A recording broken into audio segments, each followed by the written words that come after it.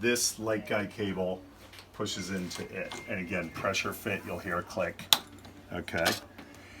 This light guide cable's fiber optic, and so, but it's wrapped in steel, so you can literally run a truck over it without hurting it. But the way it does get damaged is if you kink it. And so what we say is when you're coiling it up, just don't coil it tighter than the diameter of a 2-liter bottle of soda, okay? And so that connects there.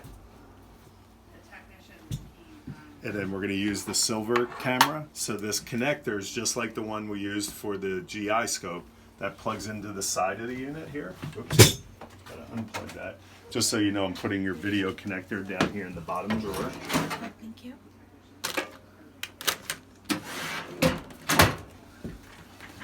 All right, so this just plugs in. It kind of faces away from you, so to speak. It can only go in one way. Okay. Must not have plugged it in all the way. Oh, yeah, it looks a bit. There we go. And now you'll get your live image. Okay. There's a man. Hello. All right. I thought they were worried about that. And then right behind you, maybe not behind you, where's the white box with the scope in it? And it is, oh, there it is down here. Okay, I'm gonna steal this one here. Okay, so this is the integrated scope. It's like a 2.7 scope with a sheath fixed on it. Okay, so this is going to be your workhorse, you know, for rhinoscopy, for cystoscopy in female dogs. And the way this connects is, first of all, this is somewhat fragile, not really fragile, but somewhat fragile. You don't want to bend this shaft or yeah, just bend it, because there's glass lenses in here, and if it bends, it'll break one of those lenses, and you'll get like an opaque image up there. So you rotate this black ring with your thumb, you hold the camera head steady, and then this eyepiece fits in there, and then just let the black ring go, okay? And then just test it to make sure it's locked in before you let go of the scope. And then your gray cable connects to that post right there, okay? And so now there's our little image. We'll turn on our light, and then there's your image. And in this case, it does help to use, first turn up your light. Oops. There we go. Okay, and then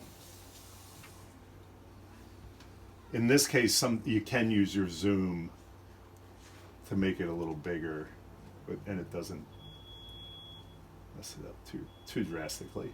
You know, maybe 1.5. Okay. And again with this one, if we are watching on this screen, it records on this screen. Yep. Can we use it on this You can. one as well? Yeah, you could. If I turn this on, Okay. it'll be on this one as And well. it would just. Exactly. Where did you say the white balance is? White balance is right there. Yep. So you can either hit that button, or you can hit this big home base button, I call it, and then you scroll up using the left arrow key, Okay. and then point to something white.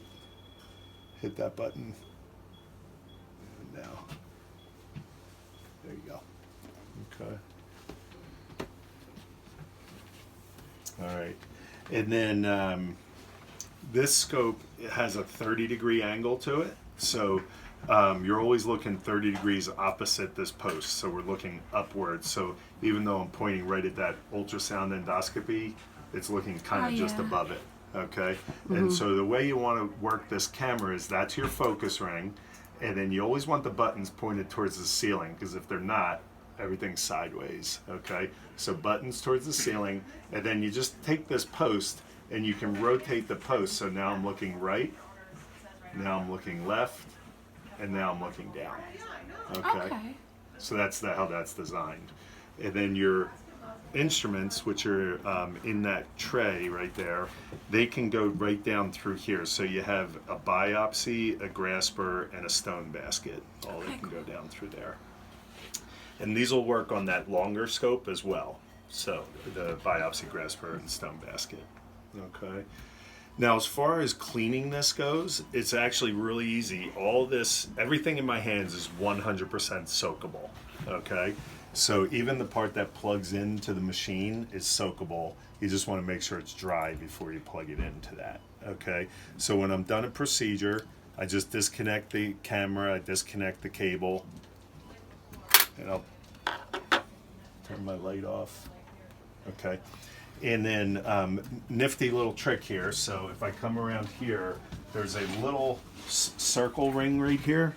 You can connect your camera there for storage. Okay. Oh, nice. And then your light cable connects right here for storage. So if you don't have enough hands to do everything, they kind of just hold that in place until. Awesome.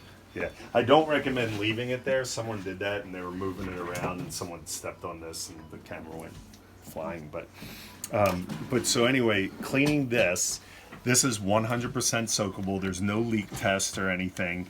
You want to take this little gasket off so that you can clean down through the channel.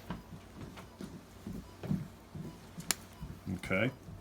And then you hook up a syringe to this with that enzymatic cleaner and just shoot it down through there to flush out that port. And then what they do recommend is that you unscrew these stopcocks each time and then put them in the enzymatic cleaner as well. Okay. I thought I ordered trays for you for these scopes. I didn't see them, so I'm going to check the order. But if we didn't, then we're going to get those ordered for you. Okay. And then you rinse it with, I like distilled water on these because then it doesn't leave droplet marks on the lenses on either side. Evaporates, yeah. Yeah, and then this scope is actually autoclavable. It can go into the autoclave on a normal pack site. You know, there's manuals to give you the settings, but it's the normal 273 degrees Fahrenheit for, I think it's usually like a 40-minute cycle, 20 minutes to heat up, 10 or 15 to heat up, 10 and then of exposure, and then 15 minutes to cool down. So, but you can also put it in the Cydex OPA that you have over there and disinfect it that way. So whichever way you feel most comfortable is fine. It doesn't shorten the life to put it in the autoclave. The only way it does shorten the life to put it in the autoclave is if your autoclave is old and hasn't been serviced in a while and the settings aren't correct. You know, so Not calibrated or yeah, exactly. Your camera head is not autoclavable, but unless you're doing laparoscopy, it doesn't really necessarily need to be.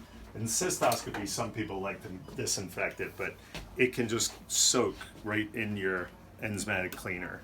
I mean, in your Cydex OPA, and then you just take it out. And what I do, if you want to keep it sterile, is I'll take a bag of fluids, you know, and I'll cut the top off of the bag of fluids, and then just dunk the camera into it to give it a rinse.